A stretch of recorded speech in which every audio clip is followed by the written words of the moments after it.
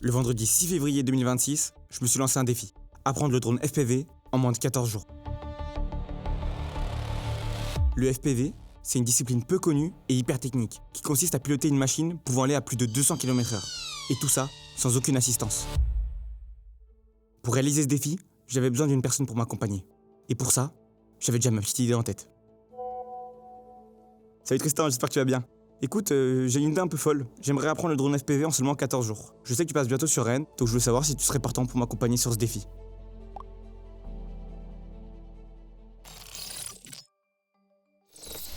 Lors du premier appel, Tristan m'explique les bases du drone, comment ça fonctionne, quel simulateur utiliser, ainsi que les exercices à faire pour progresser le plus rapidement possible. En vrai, comment je dois m'y prendre pour, on va dire, commencer le drone? Là, tu m'as dit de me mettre sur simulateur. Je sais pas s'il y a un peu des strates de base, commencer, je sais pas, à faire du statique, des choses comme ça. Commencer par le simulateur, c'est une très bonne chose. En général, oui, on recommande ça d'acheter une manette en premier, parce que c'est un billet d'entrée qui est un peu plus abordable que acheter tout le matériel qui va avec. La manette dont nous parle Tristan, dans le monde du FPV, on appelle ça une radiocommande, ou RC. C'est un dispositif qui permet de communiquer avec le drone afin de le piloter. Il en existe de toutes les tailles et à tous les prix. Et c'est aussi grâce à elle qu'on peut s'entraîner sur le simulateur. Vraiment, le simulateur, c'est vraiment un accélérateur, je dirais, de progression. Parce que vraiment, dans le jeu, tu crashes, tu resets et tu revoles directement, sans passer par la case atelier où tu dois réparer, rechanger de batterie, etc. Donc vraiment, le simulateur te fait progresser à une vitesse fulgurante. On passe ensuite le reste de l'appel sur le simulateur. Il m'explique les bases et quelques exercices sur lesquels travailler. Mais très vite, un premier problème vient compliquer le début de ce défi. Et là, par contre, il y a un problème, c'est que ça tourne tout seul, du coup. Ça tourne tout seul, ouais. Là, c'est pas top. La radiocommande que j'avais prévue pour réaliser ce défi est défectueuse. Alors pas le choix, même si c'est pas l'idéal, je vais devoir utiliser une manette de console pour m'entraîner. Donc, tu as compris, le joystick de gauche, quand tu fais haut-bas, c'est les gaz. Le joystick de droite, pareil, si tu fais haut-bas, là, c'est le pitch. Comme Tristan vient d'expliquer, chaque stick a une fonction bien précise qui permet de contrôler le drone. Le stick de gauche, lui, a deux fonctions. Augmenter la puissance des moteurs, on l'appelle le throttle, et faire tourner le drone sur lui-même, c'est le yaw. Pour la partie droite, il reste le pitch, qui permet de pencher le drone vers l'avant et vers l'arrière, ainsi que le roll, qui lui permet de faire des tonneaux. Alors oui, ça a l'air compliqué dit comme ça, et je vous rassure, ça l'est vraiment. C'est pas naturel quoi, de piloter un drone, quoi. On n'est pas né pilote de drone, il faut prendre en main les joysticks, tous les axes, comment ils réagissent ensemble, comment ils sont synchronisés tous en même temps. Et ouais, tout ça, ça demande un peu voilà, un effort, une pratique en plus. Et ouais, là, il n'y a que les heures de simulateur qui permettent de faire ça. Maintenant que tout est configuré, il ne me manque plus qu'une seule chose, une routine d'entraînement. En gros, là, je sais pas, est-ce que, par exemple, c'est possible qu'on trouve ensemble, je sais pas, on va dire une map dans laquelle, je sais pas, tu me donnes, enfin, pas 4 objectifs, mais tu vois, 4 trucs à un peu, on va dire, maîtriser avant de pouvoir passer plusieurs steps. Mes objectifs de progression vont se diviser en 4 étapes. Le premier objectif, c'est le vol stationnaire. Maîtriser la machine sans bouger afin de comprendre le rôle de chaque stick. C'est la base avant même de vouloir commencer à se déplacer. Ensuite, j'aurai les allers-retours. Aller d'un point A à un point B sans crash. C'est un exercice qui permettra d'augmenter la difficulté sans pour autant griller d'étapes et se retrouver à ne plus rien contrôler. L'avant-dernier exercice, c'est les slaloms.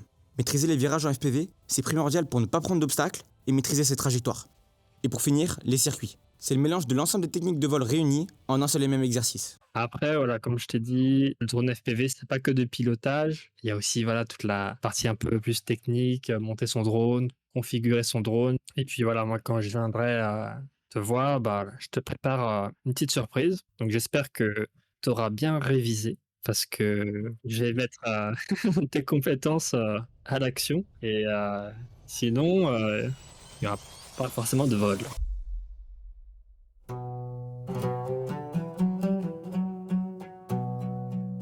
Je commence le défi dans des conditions loin d'être idéales pour apprendre. Je pars en séminaire avec mon entreprise. Quand tu m'as annoncé que tu voulais te lancer ce défi, je me suis dit peut-être que c'est un peu short. Enfin, ça dépend parce que vu que tu as le travail, tu as l'école, les week-ends aussi, tu es pas mal occupé. Donc je me suis dit comment est-ce qu'il va réussir à caler toutes ces heures de simulateur. Malgré des journées plutôt remplies, j'essaye de trouver le temps de m'entraîner comme je peux. Ça peut paraître simple d'un côté, mais s'isoler pour faire quelque chose de son côté, alors que l'objectif c'est de faire connaissance et d'échanger avec ses collègues, bah forcément, ça donne pas une bonne image de moi aux yeux des autres.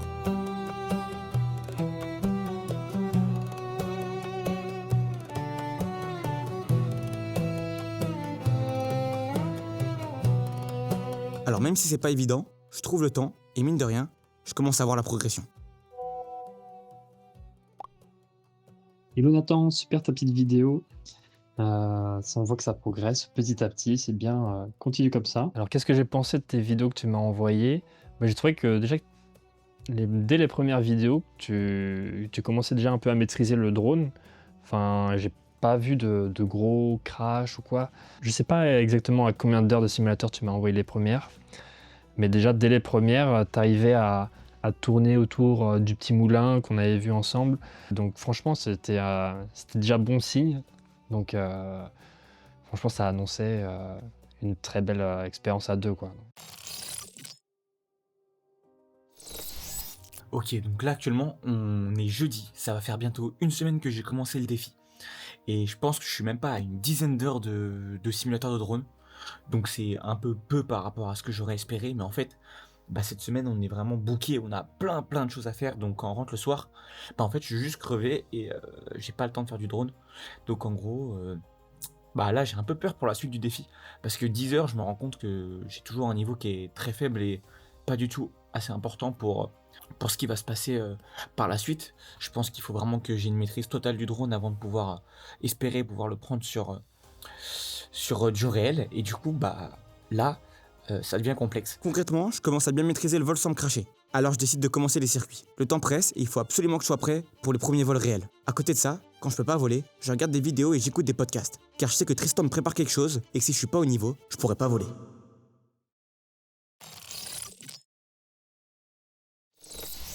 Comme Tristan l'avait dit, le FPV, c'est pas uniquement du pilotage. Et je crois bien qu'il était déterminé à montrer que pour voler, il faut de la préparation. Quand j'ai préparé cette petite épreuve, c'était aussi pour te montrer que dans le FPV, il y avait vraiment pas que du pilotage.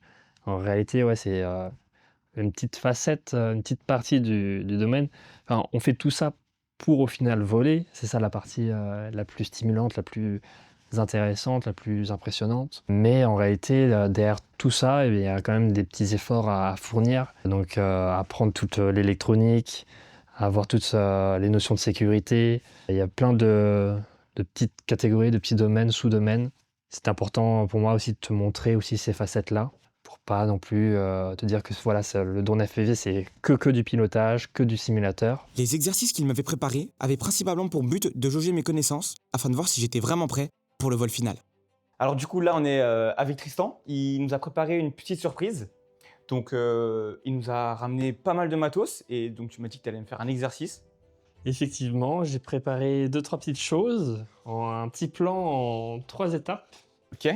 Donc j'espère, je t'avais dit, demander de réviser un petit peu tes notions en FPV. On va pouvoir un peu tester ça au travers d'un petit quiz. La première épreuve, comme vous l'avez compris, c'est un quiz de connaissances. Sur le coup, je peux paraître optimiste, mais mine de rien, je n'ai eu que très peu de temps pour réviser et j'espère que les connaissances que j'ai acquises suffiront à réussir ce premier défi. Donc on peut commencer par le quiz. Ok, parfait. Alors ça va commencer en mode culture G. Ensuite, il y aura une autre section en mode pilotage, technique Ok. et des notions de sécurité. Ok. Au moment où il m'annonce les thèmes, je suis confiant. Je pense avoir les connaissances pour les 3 premiers points. Mais j'ai des gros doutes sur la sécurité. Je n'ai pas eu beaucoup d'informations dessus, alors que c'est l'une des choses les plus importantes en FPV. Alors, que signifie le terme FPV? C'est First Person View. Très bien. Et du coup, ouais, ça se traduit par vue un peu subjective, vue en immersion, quoi. C'est, on voit dans les lunettes ce que le drone voit, et c'est vraiment comme si on volait à la première personne, quoi. Ok. Donc, à l'origine du FPV, quel type de signal vidéo était utilisé? Alors, au début, c'était de l'analogique. Et c'est passé par le numérique quand DJI est entré sur le marché. Exactement. Tu as même répondu à la prochaine question qui était quelle est l'entreprise qui a popularisé le système de transmission numérique? Je finis le test finalement avec pas mal de bonnes réponses. Alors même s'il me manque certaines informations, je pense avoir montré à Tristan que je m'étais bien renseigné et que les vidéos que j'avais regardées avaient porté leurs fruits. Donc, du coup, là, tu m'as préparé donc le poste de soudure, c'est ça? Exactement. Donc un petit atelier soudure. On va apprendre ensemble comment souder des petits câbles. On passe ensuite à la soudure. Il m'explique tout le matériel nécessaire ainsi que les bases de celle-ci. Car oui, le FPV, c'est aussi du bricolage.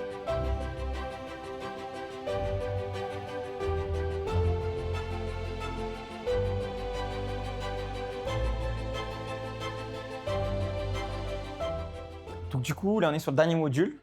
Ouais. Dernière étape, le jeu des 7 différences. Cette dernière étape, elle était très importante. Elle m'a fait me rendre compte que c'est un domaine qui demande d'être très minutieux si l'on ne veut pas jeter de l'argent par la fenêtre le jour de son premier vol.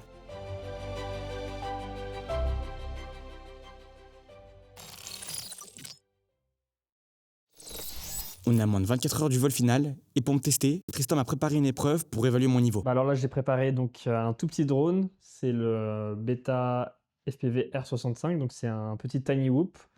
C'est un drone qui est fait pour voler en intérieur. Donc il est vraiment tout petit, tout léger. Il pèse à peu près 15 grammes. Ouais, donc ouais, ce drone, c'est le moyen parfait pour s'entraîner. Vu que tu peux voler à la maison, tu peux voler de nuit, quand il pleut. Enfin, même et c'est une bonne première étape pour après passer sur le 5 pouces, donc qui sera plus grand et encore plus puissant, plus nerveux. Cette étape, c'est déjà un premier accomplissement pour ce défi. Si j'arrive à voler en intérieur, il n'y aura pas de raison que je n'y arrive pas en extérieur. Un peu stressant. Je stresse de fou. Hop, je te laisse mettre les lunettes. Tu peux les ajuster ici. C'est pour le focus, quoi, un peu? Ouais, ici, tu as les roulettes pour le focus et là, tu as les roulettes pour ajuster l'écart entre tes deux yeux. J'ai tellement peur. Oh, j'ai peur. Ah, j'ai tellement peur. Est-ce que c'est... Putain, j'ai peur. Je sais pas pourquoi j'ai peur. Ah ouais, c'est normal, au début, c'est un peu stressant. Hein. Vas-y, vas-y. Ok. Pourquoi il vole? Et voilà. Et ouais, le bon réflexe que tu as eu là, c'est de désarmer. Dès que ça part en cacahuète, tu désarmes, tu coupes les moteurs. Et pourquoi il sautait alors que j'avais mes gaz au minimum? C'est que tu mets pas assez de gaz. Bon, je dois être honnête, je sais pas où je dois regarder, mais... En fait, j'ai peur, j'ose pas. Ouais, non, il faut que vraiment tu décolles. Parce que si après tu tapes le sol, il va continuer à rebondir comme ça. Voilà, parfait, très bien.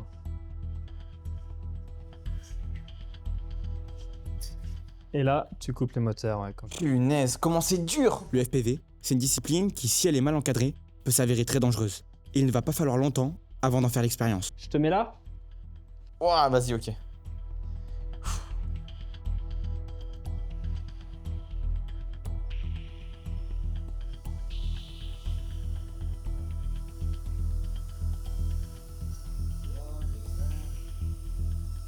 Je le sens qu'il vole au-dessus de ma tête. Ouais.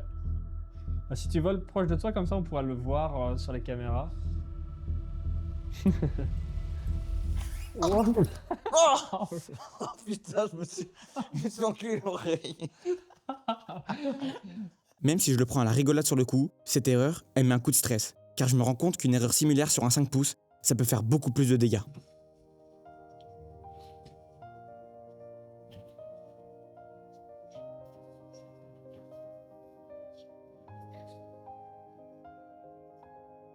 Parfait.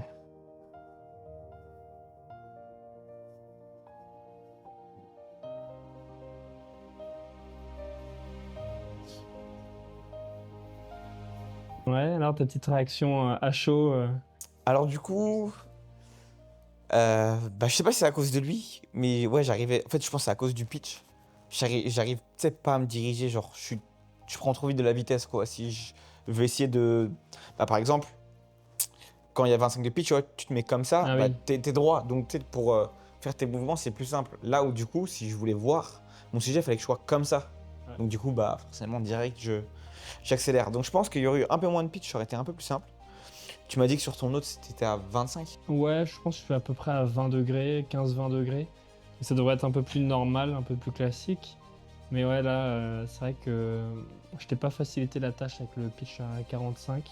Donc, mais t'as quand même réussi à maîtriser petit à petit. Donc tu t'es pas non plus cogné n'importe où, n'importe comment.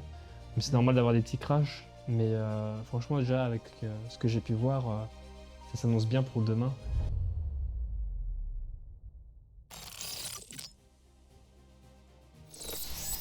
Bon, du coup, dernière étape. Donc c'est le jour de la consécration. On va voir ce que ça a donné, tout l'entraînement. Punaise, je stresse de fou. Je stresse de Donne tout le matériel direct, je pense. fou. Ok. Donc là, sur ce drone, là, le 5 pouces, il y a un petit bouton préarmement en supplémentaire. Donc on fait attention, là, vraiment, au niveau sécurité, on reste vraiment safe quand on veut armer. On est loin du drone, voilà, à quelques pas.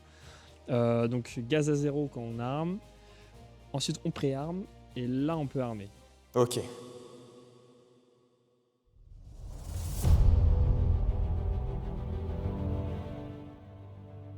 Même après des dizaines d'heures, j'ai toujours cette appréhension, cette petite pression qui reste.